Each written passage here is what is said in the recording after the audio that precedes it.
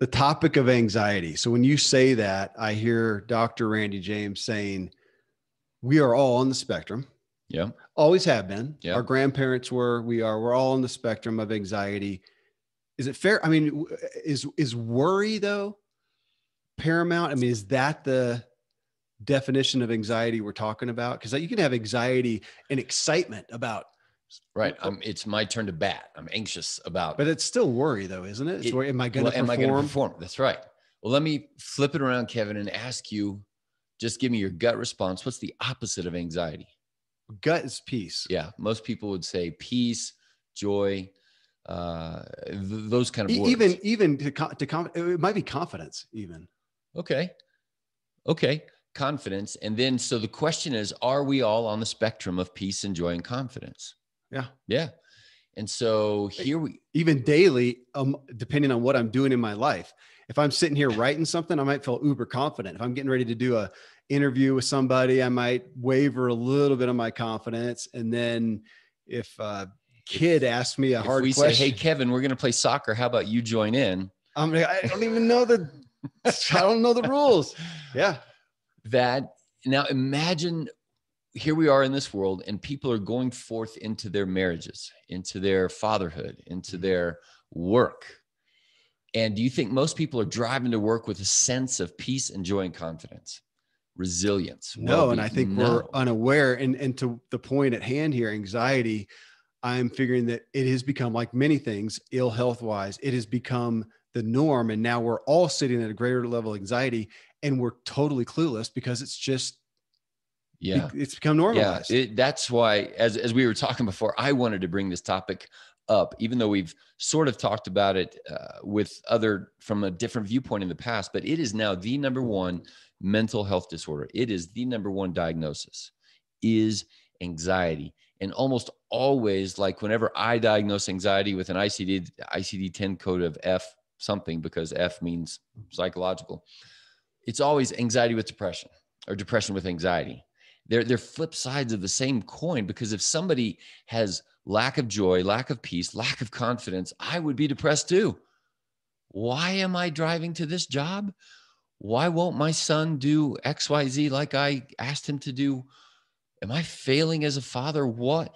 And so then of course there would be depression on the other side of that. And the stimulus, the impetus, and the book that we'll mention is this book, Finding Quiet, by J.P. Moreland. And the reason it struck me is when he wrote it later in 2019, pre-COVID, and his muse was when he was 55. So just like me and you, right?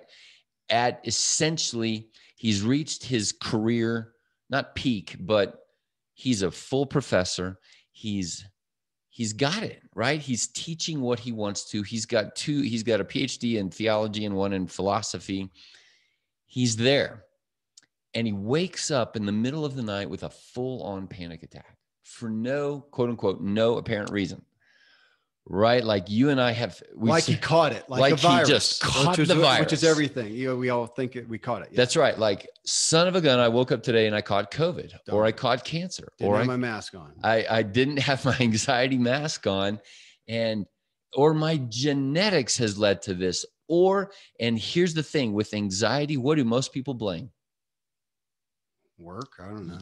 Circumstances. Oh, well, sure. In the studies, though, when you dig into this and you peel back the layers, because, okay, what about, again, this guy, his work is exactly what he's dreamed about for his entire life. Every reason to be happy, at peace, and confident. Do most people out of work in Ethiopia have anxiety and what? Well, I was just going to say, because when you talk about circumstances, no matter what my underlying pathology and brokenness and illness and worry and whatever is, if I'm stranded by myself on a desert island for a month, as long as there's food there and not, animals that are going to eat me, what anxiety do I have? So your own brain. Right. You still bring yourself with you. Yeah. But I could theoretically be there and kind of be at peace. It's back here when I get into the circumstances of life and parenting and spouse and work that just exacerbate what's already there is what I hear you saying. Yeah. Okay. So in the studies, And this is, of course, this is the soft science, right? How do you study psychology and things like that? So it's not like studying chemistry and physics. So granted, the results are kind of squishy and we have to think about them and interpret them. But then, so the experts are now saying, well, probably 10% of anxiety, no, 10% of the cause of anxiety is environment, circumstances. But if you ask the average Joe on the street, they'll say 100%. 90%. It's Yeah. It's, you got to be kidding me. If I had $1 million and I was on the beach and my wife would just do this, I'd be perfectly happy. No, you wouldn't. And we know that. So how do we go to Randy and Kevin and say, when we kind of are on our spectrum of anxiety, or we perceive lack of peace, joy, resilience, confidence, and then we think, oh, if I could just get that thing done, that book written, that new client, that whatever else, then I would be becoming okay. No, you wouldn't. Well, so you and I were just talking about, so in Ziegler episode 893, which as of this posting, I don't know if it'll have published yet, I talked with Tommy Breedlove. He is a coach to high performing men. Let's call that. And he said one of the primary issues that they deal with is, I'm going to say imposter syndrome, is ultimately lack of confidence, low, self-esteem issues. He says he's walking with these guys every day. It doesn't matter if it's a CEO worth $100 million or a starving artist worth nothing. He says, it doesn't matter. If it's a guy, this is what they are primarily dealing with across the board, which takes away the circumstances. That's right. Because the artist might think, man, if I only had 100 million, and this guy's thinking, if I didn't have all these responsibilities. That's right. And you and I have testified to that as well, that if I'm in a room by myself for 15 minutes, then the bubble up, feeling of concern is going to be, am I enough to be what my wife needs for her happiness? And I don't want to leave this, but I keep getting, it's what's gnawing on me too, though, is for the person out there who may feel like things are pretty good. I don't want them to miss their anxiety on the spectrum for maybe some other, they may feel like things are pretty good. They feel fairly confident, circumstances are good, because I feel like people are still, even that person is still at a higher rate of anxiety. And I'm wondering about some of the causations, even like we talk about and we're talking about this with kids, but I feel like it affects a lot of people with information age, with social media, with so much available. I've been a little bit enamored with what everybody refers to it as FOMO, fear of missing out. And I'm thinking of it because somebody in my family, and I can't recall who it was, kind of jokingly referred to that of like, oh my gosh, but if we don't watch whatever, we're going to miss out. We're going to miss it. And even said, how do I keep? No, it was my wife talking about these shows. She says, oh my gosh, Kevin, I'm not keeping up with the podcast. Dude, I put out 4 per week, and there's a lot of other great information out there. I hope mine's great. There's a lot of others. I said, let it go. It's okay. But just that. So here she's having anxiety about keeping up with the pace. Yeah. So I wanted to hit on that because we have the pace of, that's the pace of, she's wanting to get good information into her head. What's wrong with that? And it's causing her anxiety. And we've got the next Netflix thing, and the thing your buddy says you should, binge watch XYZ or whatever. But even that, how many people are looking at the next book, the New York Times list that came out? There's a next book that might change their life. Right. The next podcast, the next magazine article, the next thing. You're always coming, Kevin, you have to listen to this. You're giving me anxiety, man, because I am missing out. And there's so much that on any given day, I could feel like I am missing out on education, entertainment, opportunity loss. I think about that a lot with business. Okay. So imagine that there's a coach who's looking at Randy and Kevin and going to the full spectrum of people who really do have a tough marriage and it causes anxiety, a tough job and a tough financial situation. And to tell those people, no, that doesn't matter in your happiness. That feels overly blunt. Sure. Okay. So we're giving grace to everybody. Like you and I would feel even anxiety of feeling shame for not being as happy as I could be because of all the blessings that I do have. There's no end to how many things I can feel shame about. Yeah. That's right. Okay. So there's the coach. He's looking at us. The muse that I think is great. And there's so many of them, but let's use golf. if you wanted to become a good golfer, would you read an article or two and expect to become a good golfer?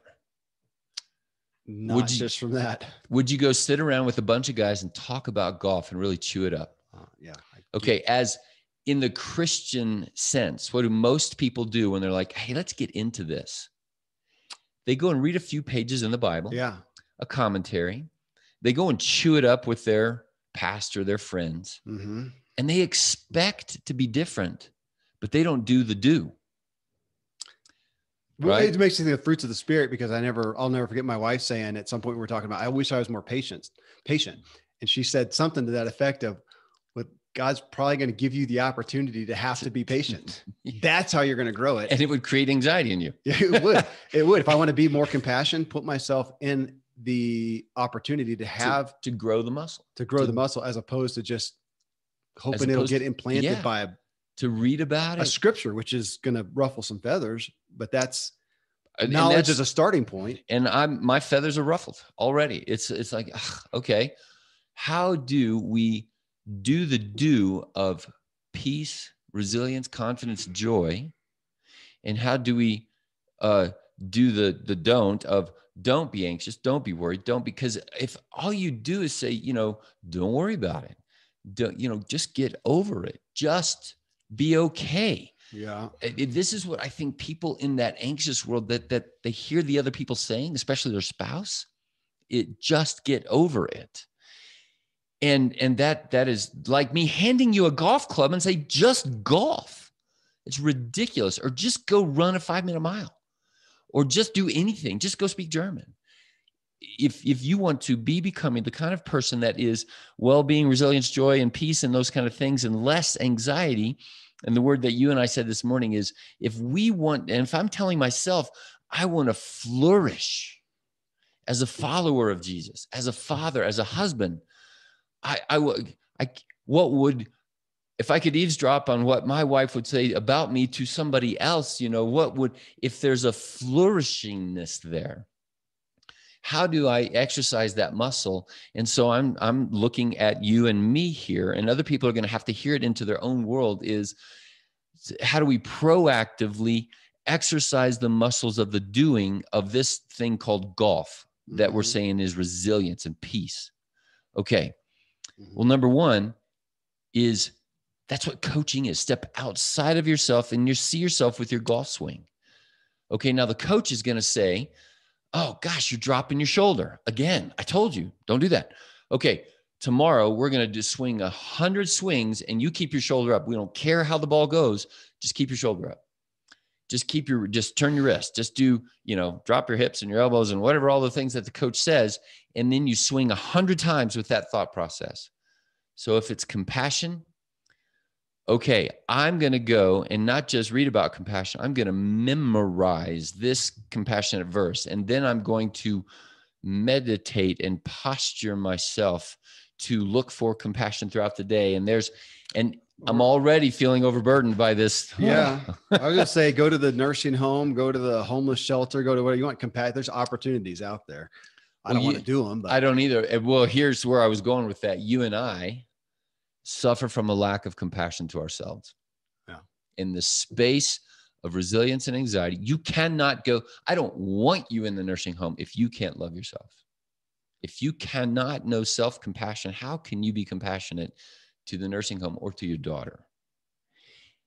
It's the number 2 commandment, right? From Jesus himself is love others as you love yourself, which is terrible if you hate yourself. If you cannot stand yourself for 15 minutes alone in a room, how in the world can you go to your wife and son who are just as sinful and broken and needing compassion and redeeming and all these other things as you do?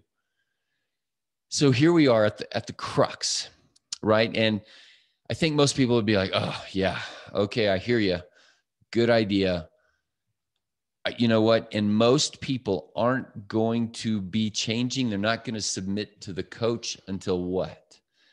They break. They break. Yeah. And okay, J.P. Moreland, and the story of this guy in the book, Finding Quiet, is he's a full professor. He's got all the accolades and he broke. woke up at 4 o'clock in the morning with a panic attack. And we've talked about, cortisol and DHEA and epinephrine and all these, you don't just catch it. And the book is about, oh yeah, when I look backwards in my childhood, and then this happened and that happened, I was a walking ball of getting ready to break. And he may have and we are all on the spectrum. We all have the camel's back that with one more straw could break. And we generally don't pay attention to these straws until the pain is enough for me to say, oh, I got to get rid of some of these straws. It's been years, but Dan Harris, a lot of people know, I think ABC, it was the network he's with. His book's back here. His book was 10% Happier. He has a podcast, 10% Happier. I think he has a meditation app. And it was his story, same thing. He was the anchor rock star, man. Yeah. And then he had a panic attack on air. So you can do Dan Harris panic attack and you can watch it on air. It's nothing dramatic. He just kind of stumbles his words. You can't get him out. They had to go to, cut to something else. And he had to realize that he had a panic attack, and he went and looked at how he had been growing that propensity same kind of thing through so many different things. So another book that we've talked about in the past, Hardwiring Happiness. All right. And then his next book was Resilient. Can't think of his I can't either. Okay, keep talking. So we joke about it, right? You don't wake up and catch diabetes. You don't wake up and catch cancer and say, well, son of a gun, I've been smoking a pack a day, never once had cancer in my life for 40 years. Where did this come from? And so we want to look at ourselves with compassion. And for those who are in the midst of panic and anxiety and all of that, I appreciated J.P. Moreland here also saying, look, do not stigmatize somebody for using a medicine any more than stigmatizing a guy with cancer to cut the thing out and you need a surgeon. Right. Use the tools, but then, use the medicines. And for all of us who are in pre-anxiety, which is everybody, pre-panic attack, pre-depression, or just bad day, lack of resilience, how do you approach this to not become more at risk? You cannot remove all the straws from the camel's back. You can't quit your job and quit your wife and quit your kids and quit. No, you're just going to be just as depressed and anxious, as a bum on the street. Well, but it comes back to your perspective on stress, saying stress is not bad. It's our response. It's the response. So we are talking, okay. And that's deep water, obviously, but I do, this hit me yesterday, Randy, after we talked about it. And I thought about, if we think about the bad effects of smoking, right? Yeah. If you and I on the back deck, instead of looking at Pikes Peak and having a bowl of veggies or whatever, we knock back a couple smokes, maybe a beer every single day. And so we know that generally is going to lead to, cancer and obesity and yada, yada. That for those who just don't feel it's acute, because we got a lot of, this is me, we were at the table together talking with Steve Smith, and I was arguing until I broke. I like the whitewater. Until I broke a year or two later. Arguing for this because I just didn't perceive it was bad. It was these are good things. I'm willingly I want to take on all this stuff. I want to be a high achiever. And so with that in mind, to those, our fellow high achievers and people out there thinking they're maybe doing well and not, but I thought about, man, that underwriting anxiety that I'm not giving gravity to. I thought about an open refrigerator door. So if my home is vacant right now, it never is, but if it was, and I had left the refrigerator open, and I come home 8 hours later, 9 hours later, 10 hours later. I've never done this, but that thing's going to have been running all day long. That engine will be at the height of heat. It could even burn out. So the engine is overheating. It may be cool in the room, especially if you've got a small house. I've cooled off the rest. And I thought, to me, that was telling, because when I have anxiety, man, it's negatively affecting everybody around me. Mm-hmm. They're getting cool or, whatever. And then maybe the food inside is not as cool. I could have some food that went bad. That if we think about that, if we are all having this undergirding anxiety at whatever level, maybe it's a 2, maybe it's a 9 that's there, we're just running ourselves harder than we would otherwise. And I think that's what we don't realize. And at the end of the day, we realize, man, I have no capacity to deal with my spouse or my kids. I don't have anything left other than to watch Netflix or just go to bed or have a whiskey or whatever it is, medicate that, because we don't realize we've been overrunning all day long with this That energy. is, nowadays, we can now identify that in the lab. So what you just described earlier this morning, we were talking about people who also, one of the main breaking points is lack of energy. They just can't do it anymore. And they say, I'm so tired, or I don't have energy, but we don't measure energy. Like in that refrigerator, we could measure the heat or the coolness in the fridge or the coolness outside of the room. How do you do that in a human? Well, on the brain side, this is that other book we were talking about, but on the brain side, so brain waves, alpha, beta. What book? So the book is Breaking the Habit of Being Yourself, Joe Dispenza. And intriguing book. He does not write from a conservative Christian aspect. He writes it from a different kind of an aspect. But nevertheless, whatever your belief system is, your brain is creating waves, alpha, beta, theta, delta. And we know this, right? This is not alternative or hooey gooey. And when you're in what you just described, when you leave the refrigerator on or open, and you now have to produce more cold in order to get the thing done, that is high beta. So beta waves are what we're doing right now. Can you say output? Is that fair? Thinking. We are communicating, thinking, we're thinking about things. This is beta. We're probably in mid beta. High beta is going to be your stress response, fight or flight. And so high beta is if for whatever reason we heard a giant thunderclap or a car wreck outside, or, and your heart rate goes up and all of those kind of things. So many of us are operating not at the medium beta, but at that high beta because we perceive our jobs as something. And again, the stress is the perception of that. Yeah. And now we are creating humans, especially American humans, that are approaching their marriages and their jobs already having years of high beta, of the refrigerator doors open all the time, because it never shuts to go down into alpha, theta, delta being sleep. And we've talked about sleep a lot. If you don't get your 7 hours or whatever, and most people operating on 5 to 6 these days, maybe an average of 6 of bad sleep. And then you go right back to high beta. And this is you mentioned the refrigerator, and maybe a better one is you are operating your car in second gear at 60 miles an hour almost all the time. And then you come home and there is no second gear to go down to. You've trashed it. So you go to first, meaning I'm going to hide. I'm going to, leave me alone. Survival, I don't have It's just survival. So don't blame the second gear, or don't blame 60 miles an hour. Don't blame the stress. Because we've said all along, what's the opposite of stress? Death. Okay. Life is stress. It is good, but your stress response. And so go back to the golf coach, and it's kind of like you've got the evil golf coach over here saying, oh, that's a perfect swing. And we're hacking it.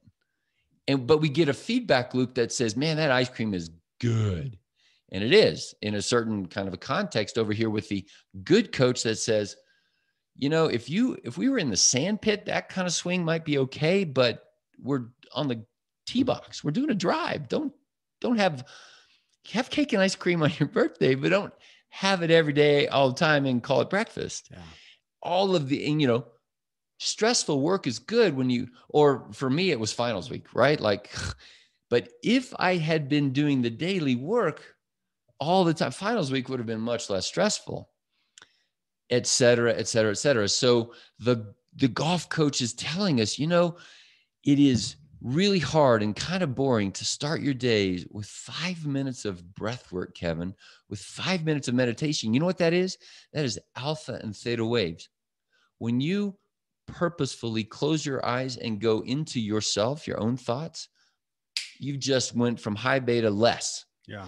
By definition, no different than if we said, take 5 deep breaths. You just changed your heart rate. You just changed your blood pressure. These are the mechanics of what's going on, but we don't have a measuring stick for peace, joy, resilience, confidence. But are those things related to alpha, beta, theta, delta, and how much you've done this and that? So the coaching, the actual practical points that even people as they're driving, okay, don't close your eyes, but take a deep breath. Think about the breath. You have just changed your essence.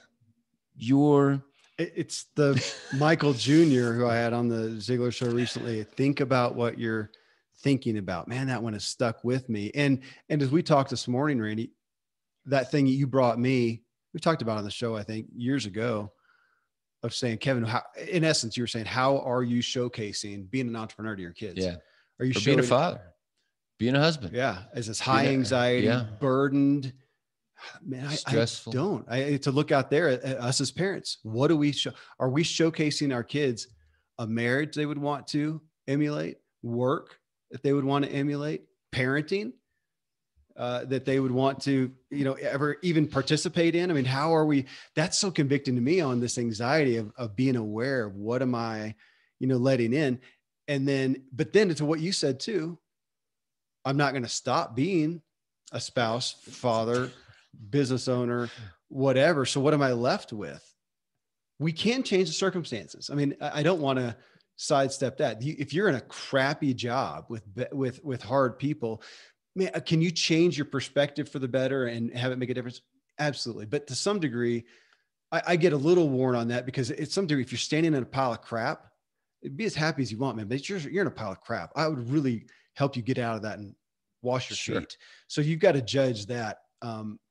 So circumstances, you got to look at those, but then it is I so often do, because even mine, what's really bad about my circumstances? Not really anything, right? But man, I can get wrapped up in it, and I have to think about what I'm thinking about and change my perspective. For me, it's the God complex. I go, I am not saving the world. Life is not dependent upon Kevin Miller. Very little. Right. And if you carried that burden around with you, and then you and I were hanging out, you would bring me down. Yeah. And not only are you not saving the world, now you're hurting it. Which was another phrase in the book.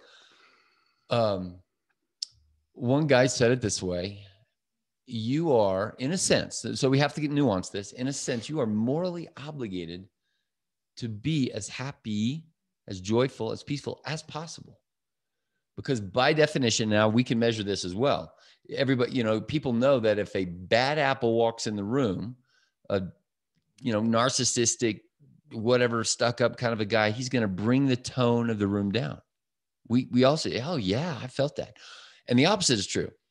And I would say this, I would support you that normally when you walk into the room goes up. Agreed. I thought you were going to go here, though.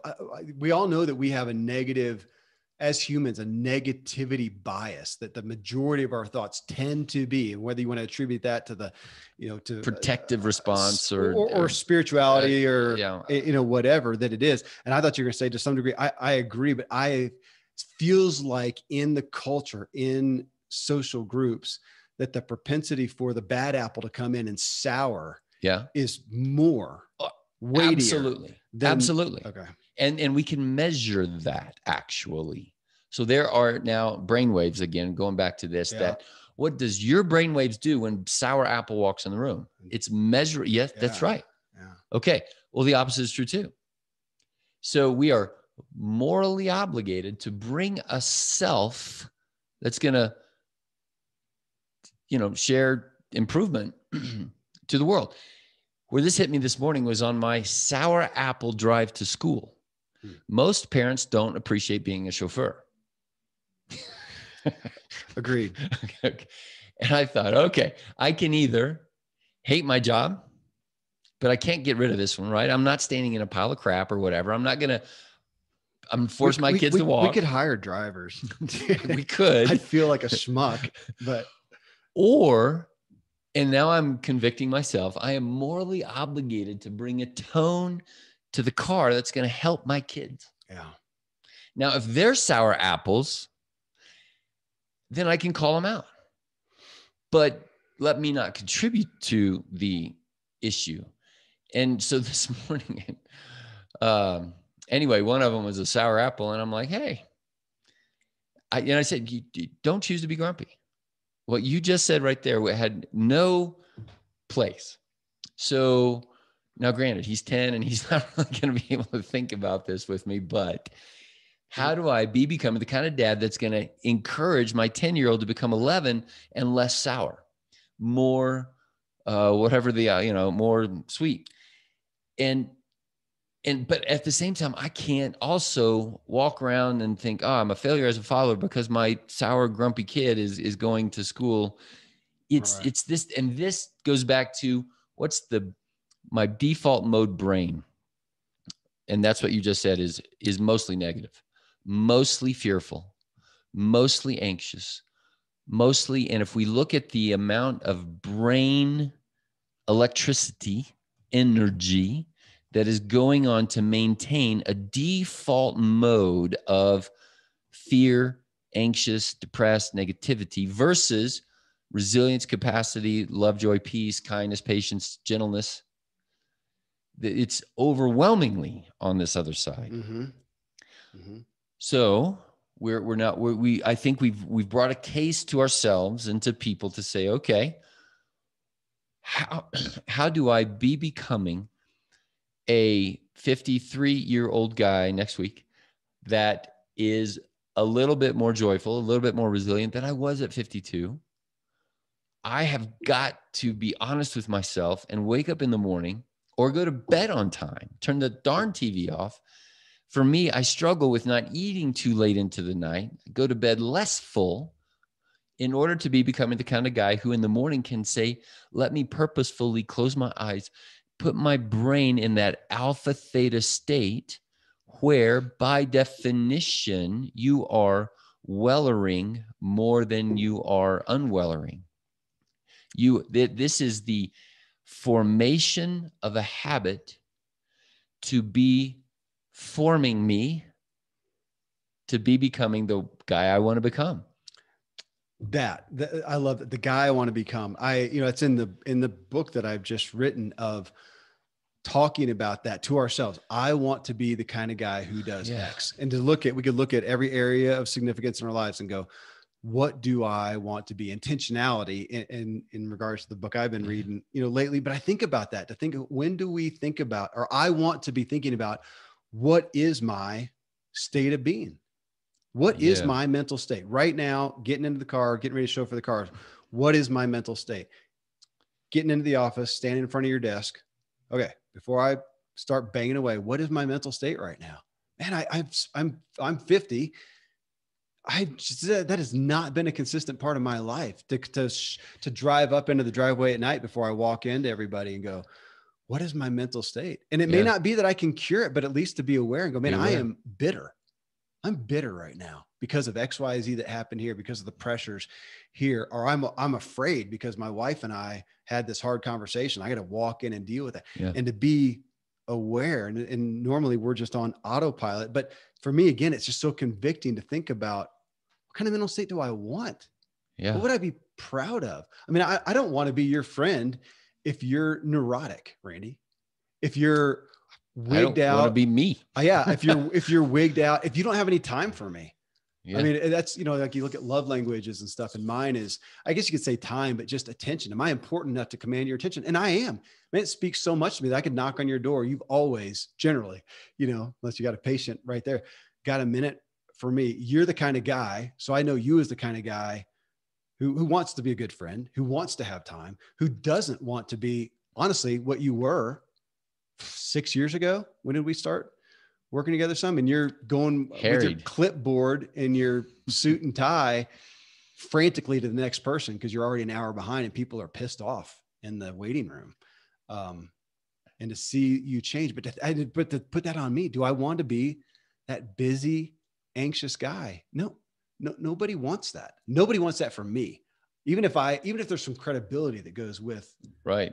Wow. Look at you, how busy you are. And I think that we're falling away from that. And I know that I am with people. When I hear somebody and they have no schedule openings, they never have a moment, I think, okay, whatever. Mm-hmm. Sorry, you're not more successful. You don't have some flexibility and time in your life. When can we get back to that? And yet it feels like culturally there's the constant norming and even elevating, because we all want to just justify where we're at, of being anxious and neurotic. And I see it with the kids. It's almost like a badge of honor. Oh, I'm freaking out. Oh, Kev, we've got a rash of high school students and talk about anxiety and I'm on medications, kind of a badge. Again, not to stigmatize medications. There's a time and a place. It needs to be the right thing to do. But that's not saying the medication is bad, but the desire or the normalizing. I'm so busy that I need this, or that it crushed me, or something. And what we were saying about, if almost every human, when you step back and think, okay, what about on your deathbed? And you look back. Okay, don't even go to deathbed. What about right now, today? What is the absolute most important thing in your life? And you would say, my relationship with God, who I am at core. And I would submit to all of us, in the psychology of the way that God set things up, is that we first have a sense of self as an infant, of cold, hunger, pain. I was going to question you saying that relationship.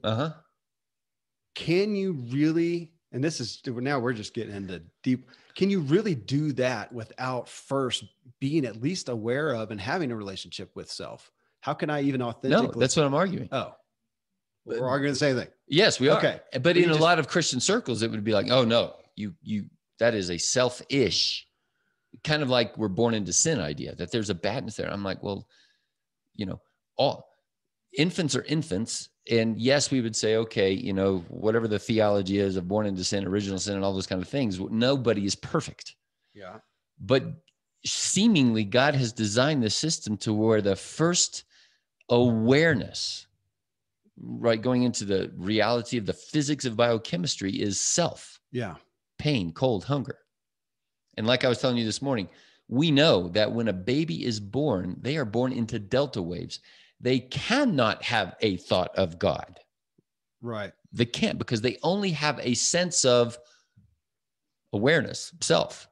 This is a more like when you're dreaming, I would never hold you responsible for something you said while you're asleep, even though theoretically it came out of your brain or whatever else. Right. So that's the baby's mind. So as the sense of self, but I grew up thinking, that's the worst. That's narcissism. That's selfish. And that's what we were saying about. It's even saying that from the Christian realm, that's like hoodoo guru. You're enlightened, and right. Eastern religion and all. And that's where I appreciate the book. So here's a very theologically conservative author who is saying the words that I am saying about coherence, getting your brain and heart and breath on the same wavelength, right? This sounds hooey gooey, but now we can measure wavelengths. But hooey gooey. But I grew up the majority of my life in the church, in the evangelical church, different religions, whatever. And in my own journey through personal development and whatnot, felt like, and I struggle with this today, that we're up here on the platform preaching to people who are so broken and unaware of themselves. I question their capacity for God at all. To be within them, to make a difference. To be aware of God. I thought you were going to say is their capacity to go and serve. But if you go even deeper, further, right? That's further down the line. Well, that may be where it came from, because we got the pastor up there going, okay, all of us arrived Christians, let's go out there and serve everybody else. And I'm looking back here and I know that dude, he's like not arrived. 2 moments away from suicide. Their marriage is exploding. They're just listening to this thing. And it's like Charlie Brown, they're hearing wah, wah, wah. There's no relation to their life because they are so wrecked. And I feel like so many of it, that we need this awareness of self. And it's almost a sequential thing. It's like you and I talking about what is the number one. We did a show on this. What is the most important thing? If you only did, we kind of came down to sleep, recovery with the bottom of the, which let's go a step further, go back to delta waves. All right. right? Go back to a brain that's just feeling or just being, just recovering from the stress of the day. Again, it's your stress response. And if you don't sleep as a part of stress response, then you will wake up the next day and be more stressed. Yeah. And I think there's a very, very close relationship between sleep and Sabbath, which means cease, stop. Yeah. Right? Just be. Very close relationship there. And I have to say this too, because our culture, if we don't approach this as, you and I are going to say, we're following Jesus as much as we can. And we're not promoting a false sense of self-esteem. Like, I'm not to esteem myself as better than you, but I can't esteem myself as nothing, as worthless, as whatever. So it's a sense of awareness, a sense of not of self-care, self-love, not selfish. Yeah. Not self. So that nuance is so subtle, and so that yes, our culture dramatically messes this up. And then we have a psychology that's now saying, if you're confused about your gender even or whatever, then the world is going to bend around you to the tune of disfiguring surgeries or chemicals that, that's a very controversial kind of thing. But I would say, no, I care for, you are born in this way. I care for that person. We don't need to change you because of you should love you.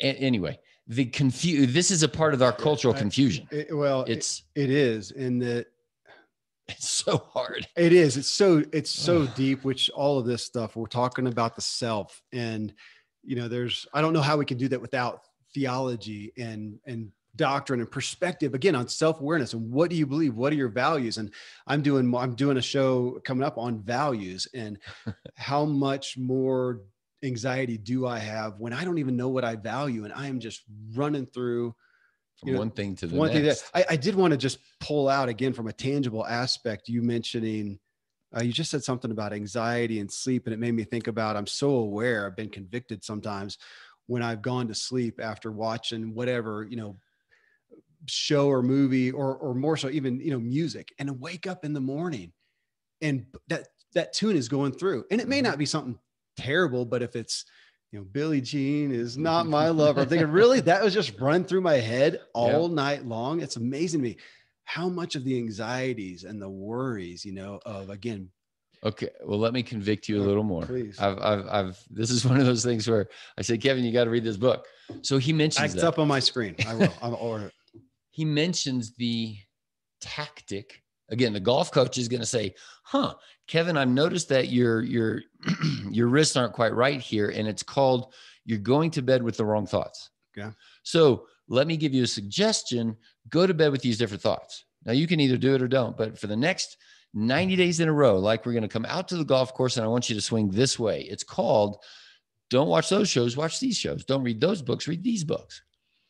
And he mentions, and in fact, the other book also, the Breaking the Habit of Being Yourself book, is saying that as your brain is going from high beta to lower to then alpha and then theta, and then you're falling. That's kind of why we say fall asleep. Huh. But you're going through this stuff. If you're plummeting, like I've always kind of prided myself on, I'd fall asleep really fast. Probably, that it's called latency. So my watch tells me that my latency period is sometimes like 2-3 minutes, and it ought to be 7 to 10, and then 20 to 30 is too long, right? To fall asleep. But if you just go like a rock, then whatever you were thinking up here, you're probably bringing with you down here into delta wave, like what you just said. And if up here is mostly negative, which we've established it mostly is, if I don't alter it, yeah. If you don't change it, you are. Yeah. So by definition, you are choosing unawares to practice these bad golf habits. And then we wonder, why can't we hit the ball down the fairway straight? Why do I always hook it? Yeah. Well, you've practiced hooking it. Again, just a tangible thing. You got me back to reading fiction books, which I had not for so long at night. I look forward to going to bed, to going to bed, to read the next thing. I do sometimes it's not a bad, I mean, I don't read bad books, but sometimes I'll realize, oh, it's just a little more exciting than I want right before going to bed. And, let me pick something else. But I love having a redeeming story, redeeming thought that's just a tangible thing. Obviously, if you can meditate and get your head on right or whatever, but there are some things to do. I do, Randy, want to just on an overall aspect with this of looking at anxiety. And I didn't intend it, didn't talk about it, but we've gotten into talking about spirituality quite a bit in this. It's hard for me not to feel like that's one of the primary treatments, things to consider as far as anxiety, at least for me.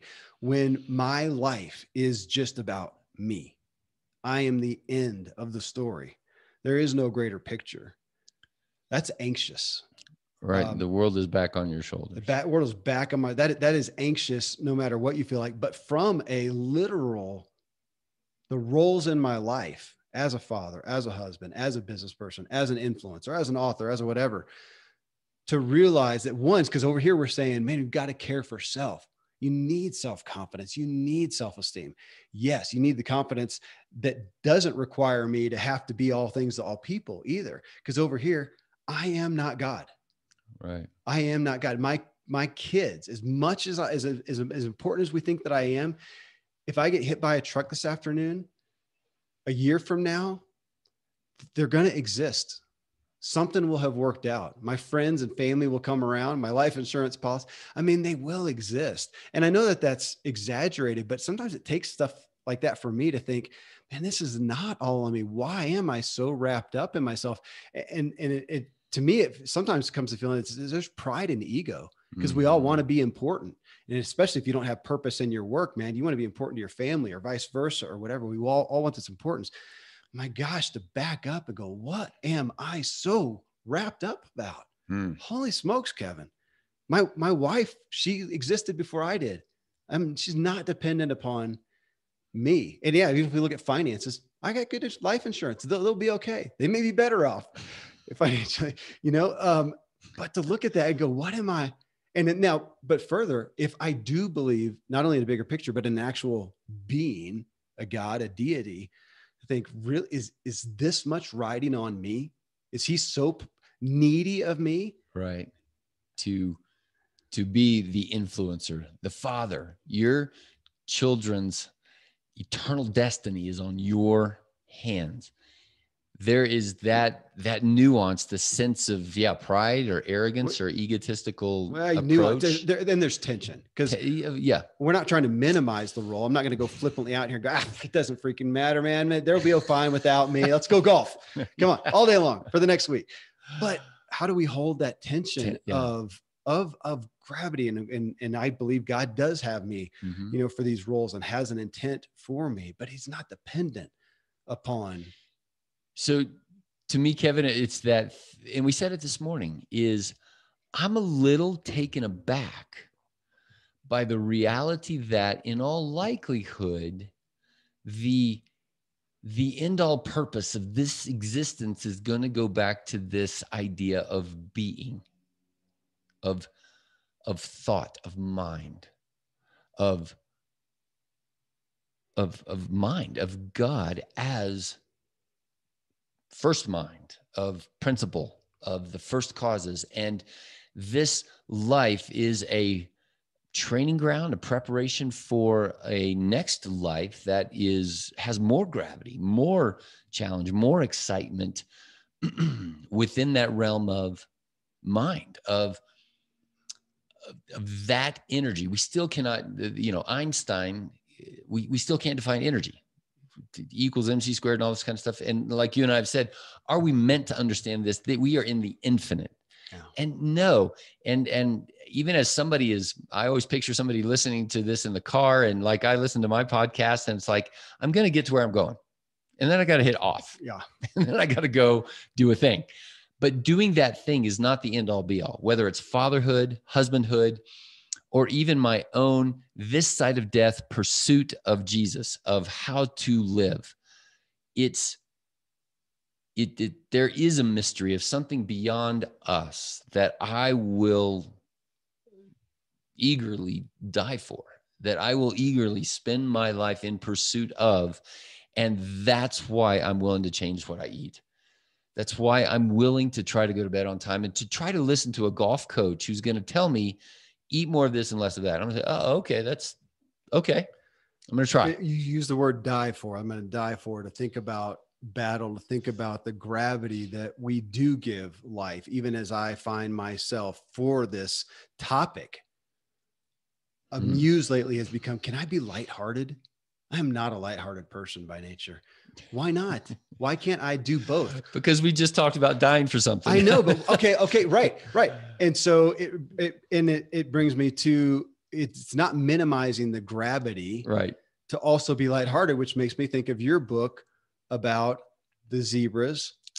What's the title? Why don't zebras get ulcers? Yeah, I saw it recently somewhere, and that they have full capacity to understand the gravity of that lion coming after them that is going to kill them.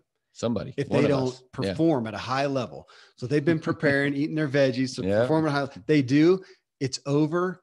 And then they start cracking jokes with each other. Yep. Man, do you see, that was the mangest looking lion. Like the zebra on Madagascar. Madagascar. There you go.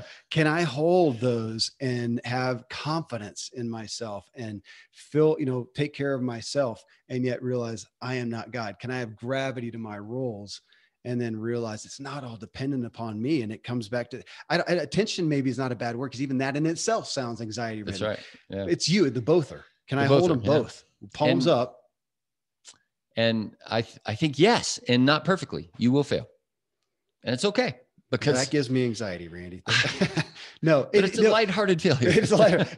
But that would be there would be things I can fail, and it's not going to be an ultimate failure. It's not all on me. Oh, we're coming up to the end of our time. But one of the lines in the book, and I underline it and I sit there and I think about it, and it is, don't waste your pain. Don't waste your failure. Don't waste your anxiety, Kevin. Okay. Let's stick with pain. Don't waste your symptom. Pain is there for a reason. It teaches, it forms. It's your coach. And the coach is saying, gosh, if you do that again, you're going to wrench your shoulder. Well, I don't really believe you. And we keep going until we feel the pain again. Can we go into tomorrow? It's Friday morning for you. Can we go into Friday morning, and I've got a prospect, right? I'm going to try to sell my product to this guy, and fail, success. Can I go into this? And if I fail, I'm not going to be down in the dumps. I'm going to say, what did I say wrong, do wrong, think wrong, whatever else. And if I succeed, I'm not going to think, oh my gosh, I'm the best guy in the world, whatever else. I say, what did I do in order to become the kind of guy who can invite somebody else to buy a product that I'm selling that I believe is going to help this guy? Mm-hmm. I'm looking forward to that, even though sport is such a good analogy. You will not win every time, and it hurts. Yeah. But practice does not make perfect. We strive not for perfection, but for excellence. Always a little bit more, a little bit more, a little bit more. I can get up for that. I want a little less anxiety. A little less anxiety, a little more peace.